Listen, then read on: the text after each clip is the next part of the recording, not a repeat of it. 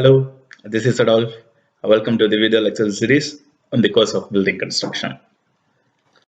In this video, we are going to see the aluminum and steel as a building construction material. In the previous video, already we covered glass and plastic. So let's start with our third material, aluminum. The third material is aluminium. This aluminium is an important non-ferrous material occurs in abundance on the surface of Earth. But this aluminium is not available in direct form. Generally, it is extracted from bauxite. Aluminium available in the forms of oxides, sulfides, silicates and phosphates. Aluminium is extracted from bauxites or as follows. The bauxite is purified first, then dissolved in fused cryolite, which is double fluoride of aluminium and sodium. This solution is then taken to an electric furnace and aluminium is separated out by electrolysis. Properties of aluminium as a building materials. The first property is air tightness. The doors and windows or its frames made from aluminium are perfectly airtight, which cannot permit dust, air or water when they are closed. Nowadays, for fully air-conditioned buildings like seminar rooms, theaters, aluminum doors and windows are using. Second property is strength to weight ratio. Aluminum is a construction material as a property of very high value of strength to weight ratio. It represents that small amount of aluminum can give more strength to the structure. Because of its less weight, we can construct the structure in a less time and the load transferring to the foundation also reduces. Third property is ease in fabrication and assembly. Compared to other metals, aluminum alloys can be cast, forged, extruded, rolled or welded easily. During or after composition of aluminum alloy, it cannot break because it is not having a brittle nature. The assembly of aluminum structures can be easily dismantled or transported or assembled. The fourth property is cryogenics. The study of phenomena occur at very low temperature is called cryogenics. At very low temperature, steel becomes brittle and lost its strength. But in the case of aluminium, it is highly suitable for sub-zero temperature. So for snow-bound areas, aluminum structures are highly preferable. The fifth property is low handling and transportation cost.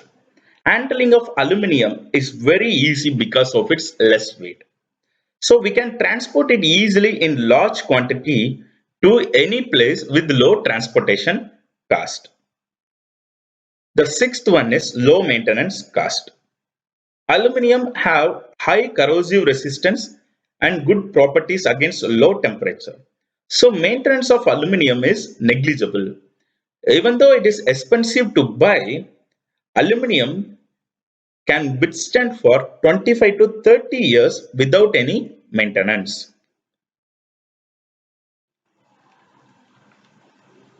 Seventh one is reflectivity. Reflectivity of aluminium is also very high. Aluminium does not absorb radiant heat, so during summer it maintains the interior cooler and during winter maintains the warmer condition. Eighth one is corrosive resistance. The corrosive resistance of aluminium is very high. It does not affected by weathering condition. They can withstand against humid or hot dry condition very well. Because of its good corrosion resistance, aluminum corrugated sheets are widely used for power plants, chemical plants, paper mills, as a petroleum refineries, and so on. Ninth one is appearance. Aluminum also gives beauty to the structure. The smooth and bright finishing is possible for aluminum structures. We can also provide various shades of color on the aluminum sheet to enhance decorative style. Tenth one is high scrap value. The scrap value of aluminum is very high. So it cannot be damaged easily and highly durable. Because of high scrap value, we can resell it for a good value. The last property is soundproof. Aluminum sheets acts as soundproof material. They are excellent reflectors of sound waves as well as electromagnetic waves. These aluminum do not allow external noise into the building and also interior sounds to outside. These aluminums are used for making parts of aeroplane, utensils, some paints, electric wires, window frames, or corrugated sheets, structural members. We can use this aluminum as a building material in the construction. The fourth material is steel. The steel is an alloy of iron with typically a few percent of carbon to improve its strength and fracture resistance compared to iron. The steel forms an intermediate stage between cast iron and wrought iron. Cast iron contains carbon from 2 to 4% and wrought iron contains carbon 0.15%. But in steel, the carbon content varies from 0.1 to 1.1%. Let's see the properties and the uses of the steel in a building construction. The first property is carbon content. The variation in carbon percentage produces different grades of steel, like mild steel, medium carbon steel, and high carbon steel. The carbon always assists in increasing the hardness and the strength of the steel, but it decreases the ductility of the steel. So the table shows which type of steel and what their carbon content, where we will use that steel. If you take mild steel having carbon content 0.1% will be used in motor bodies, sheet metals, tin plates, like that. In a medium carbon content, we have three types. That is 0.25% up to 0.25%. It will be used in boiler plants and structural steels. And up to 0.45% we will use as a rails and tires, and 0.6% we will use as the hammers or large stamping dies. In a high carbon steels, if the carbon content is up to 0.75%, sledgehammers or spring stamping dies are we can produce from the 0.75% high carbon steels. Up to 0.95%, minor drills, smith and tools and mason tools will be produced. Up to 1%, we will produce, we can make chisels, hammers, saws, woodworking tools from the carbon iron having carbon content up to 1%.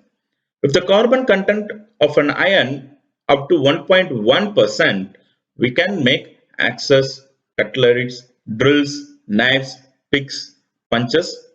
We can make it out. Second property of a steel is presence of impurity. The first impurity is silicon content. It is about 0.3 to 0.4%. This silicon content gives elasticity and strength of steel are considerably increased. The second one is sulfur. It content between 0.02 to 0.1%. This will have no appreciation effect on ductility or strength. However, malleability and weldability decreases if sulfur content goes above 0.1%. Phosphorus content. The phosphorus have to be below 0.12%. It reduces the shock resistance, ductility and strength of steel if it goes above 0.12%. Next is manganese. It should be lies between 0.3 to 1%. If it goes below 1%, the steel will become very brittle and loses its structural value. Next is heat treatment process. This heat treatment process is used to change the physical properties of a steel according to our convenience. So the possible to alter the properties of a steel by heating and cooling under controlled condition. The following are the purposes for using the heat treatment process: to alter the magnetic properties of steel, or to change the structure of steel, to increase the resistance to heat and corrosion effects, or to increase the surface hardness, or to make steel easily workable, and to vary strength and hardness. We use these heat treatment processes to change the properties of a steel. The last properties of a steel is magnetic properties of steel. Steel widely used in electrical machineries, generators, transformers, and so on. For making steel suitable for such use, its magnetic properties are given supreme importance, and these properties are obtained by carefully adjusting its chemical composition. So if you take carbon content as low as possible and should not exceed 1.1%. If you take silicon, the presence of silicon results in considerable increase of electrical losses and hence it highly undesirable. Sulfur and phosphorus, combined content of sulfur and phosphorus should not exceed 0.3%. If it exceeds 0.3%, the magnetic property of steel are greatly affected. Manganese. If the manganese content exceeds 0.3%, the magnetic properties of the steels also get affected. So the manganese should not exceed 0.3%. So the steel are the main important building material nowadays we are using in the construction. As steel we are using in a reinforced cement concrete, as a mild steel or high tensile steel, HYSD bar.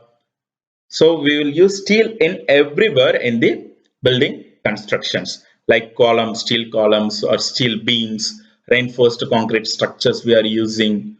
So these are the properties of the steel as a building material. Thank you.